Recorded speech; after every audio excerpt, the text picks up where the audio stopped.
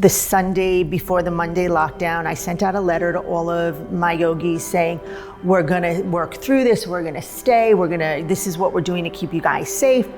And then 2 hours later, I said, I'm out of my friggin' mind.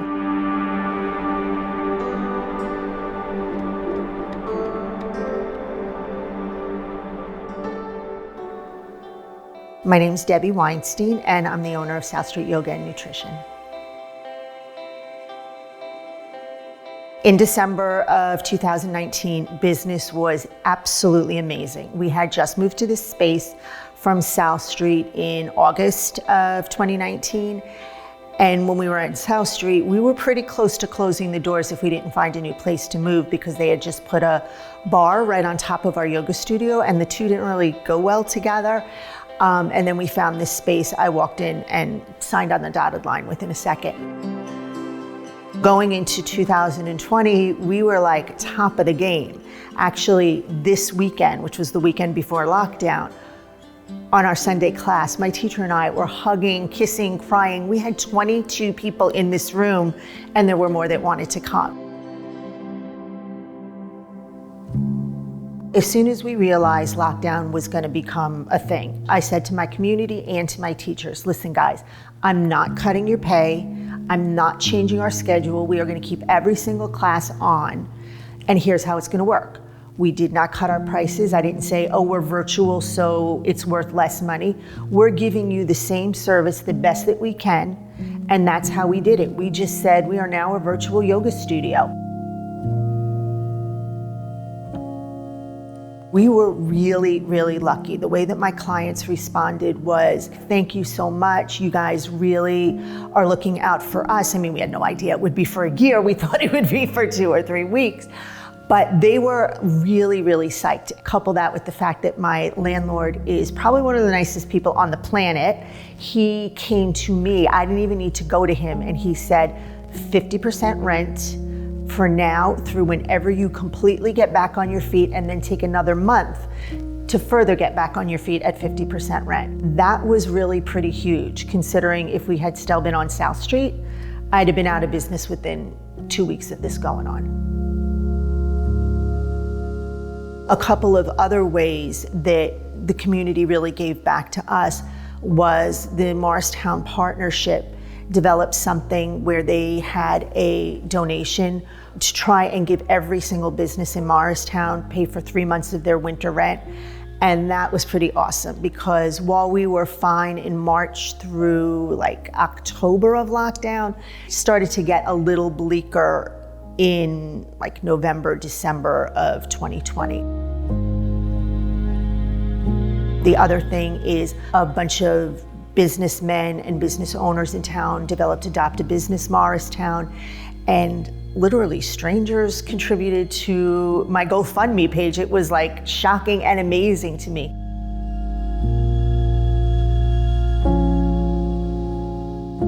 One of the ways that we gave back to other people was we offered free yoga for any healthcare workers. We did it for St. Barnabas, really I think for all of Atlantic Health Systems, and we had a ton of doctors, nurses, frontline workers. We offered it out to the cleaning staff, literally anybody who wanted it. We blasted it through Atlantic Health Systems, through our social media, and we had tons and tons of people join us. And you could always tell, because they were always the people with their screens turned off, because they were just here. They didn't want to interact. They wanted their, 60 minutes of peace and calm. We also offered it out to all of our community that if you had a financial issue due to COVID, due to loss of job, due to whatever, you didn't need to give me a reason, that you come take yoga for free for as long as you need it. It was, kind of our gift to everybody. One of the other things I started to do is Leah, the owner of South and Pine, and I, we were each other's go-to during lockdown. And I said, we should do something together. And she's like, let's do yoga on the patio, and I can serve a brunch to go. And that was kind of the first fun thing many people did in like 3 months. And that was really awesome. It really kind of set the stage for people coming out of their house. At that time, we also started doing yoga in our parking lot.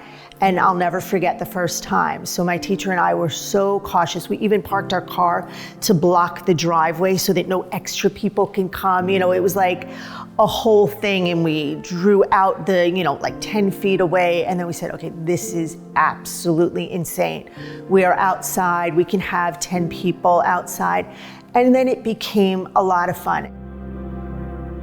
When we started to come out of lockdown and realize that going inside was a possibility, I was sitting on the beach in July, and I remember, seeing on my phone that the restrictions for yoga studios had been lifted. So we opened to 4 people. We have, all of our safety protocol in place with the air purifiers. I think something that we did a little differently than everybody was we were set up for the inevitable time when we were Zooming from inside with people in here.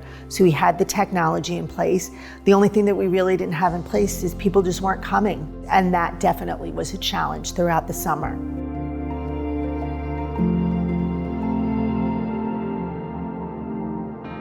So where are we at now?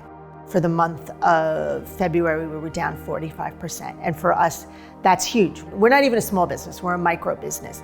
So to be down 45% is tremendous. I am hopeful, but it's definitely been challenging. For me, the silver lining of COVID is to see what an absolutely amazing town I live in, and the support that I've gotten from other business owners, from people in town, from my yogis, from my teachers.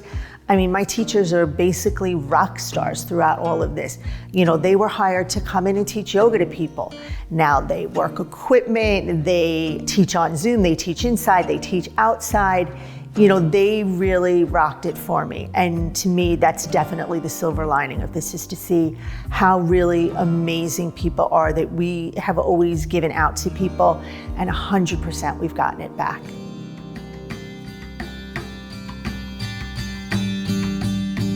So if there's one thing, if I have the opportunity to say to my community, and that's when I start to get teary, is thank you. You guys kept my dream alive. You kept me going. You kept my business going. You kept my world going. I am one of the luckiest people to actually do what I love. And through the partnership and the GoFundMe and my landlord and my amazing yogis and my really amazing teachers, I'm able to do it. And if I had one thing to say is thank you so very much for letting me continue to do what I love.